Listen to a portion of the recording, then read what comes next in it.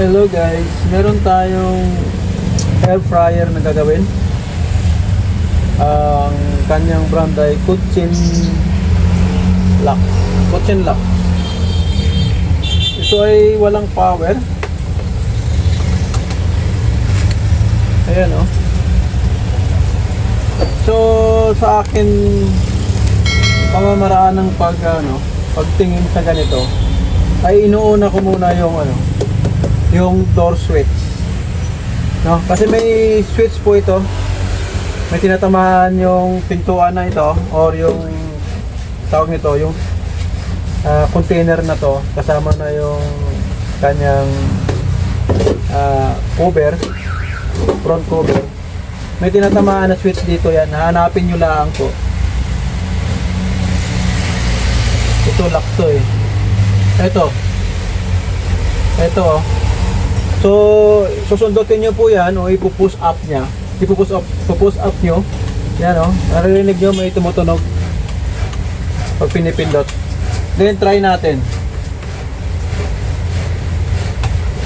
Naka-on na yung ating timer. Saka yung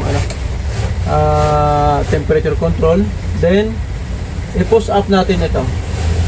Ayan o. So, buo yung unit mo. Wala siyang power kasi walang tumutulak dun sa kanyang door switch, which is ito po yung itong parte na to. Okay? Parang na worn out po eh.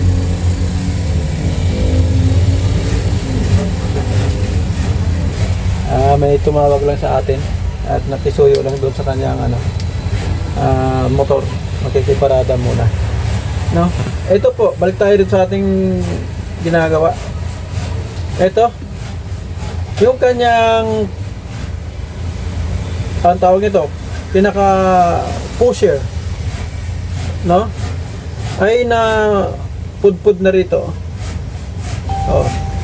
Ayan. So, ang gagawin natin dito ay maglalagay tayo rito ng either plastic na lang siguro muna for the meantime. At sasabihin natin sa may-ari, no? Oh, kung nakikita nyo po, ayan o. Dapat meron ditong naka-usli yan.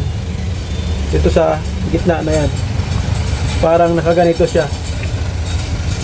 Pero siyempre, level lang din dito sa na to. Sa upper side na to. Or upper part. Okay, gawan na natin ang paraan nito kung paano natin mabigyan ng solusyon na maabot na yung door switch na yun. Okay? So, ang gagawin natin dito ay ipa-flatten muna natin tong surface ng kanyang pinaka-pusher.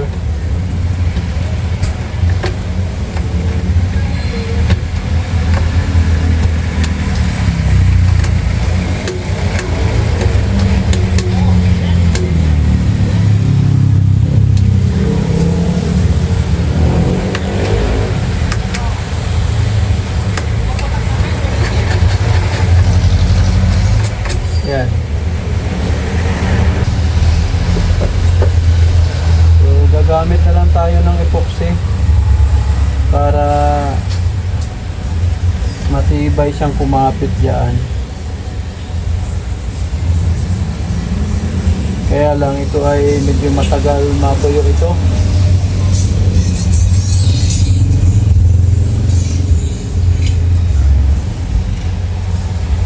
Haluin lang natin ng maigi yan.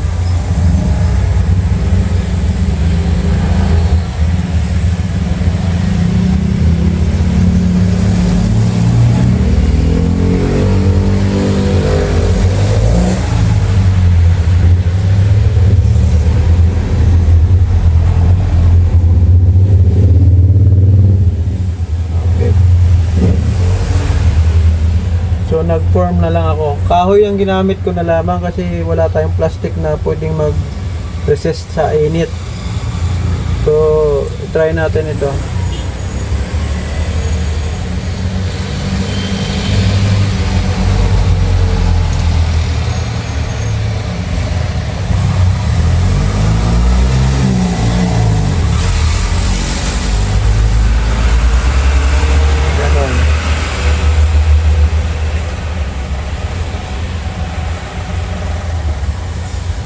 Tapos patuyuin lang natin yan.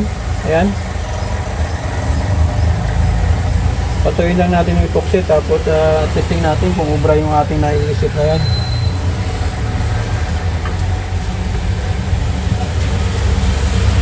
Hello guys, patuloy tayo rito sa ating air fryer.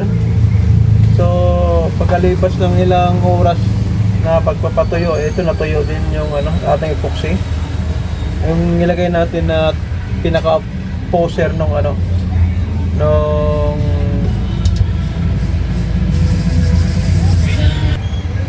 nung kanyang door switch, no?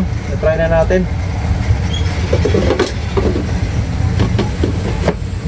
Okay, parang umubra naman ho.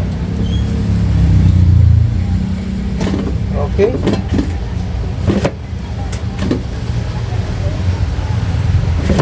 So, try natin.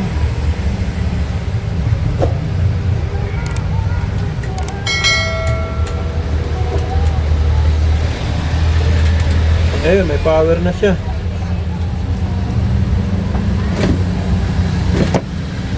Okay. Ganun lang po, para-paraan lang po tayo para makagawa natin yung mga bagay na hindi na tayo bumili ng mga pyesa. Okay? Thanks for watching guys, and don't forget to follow.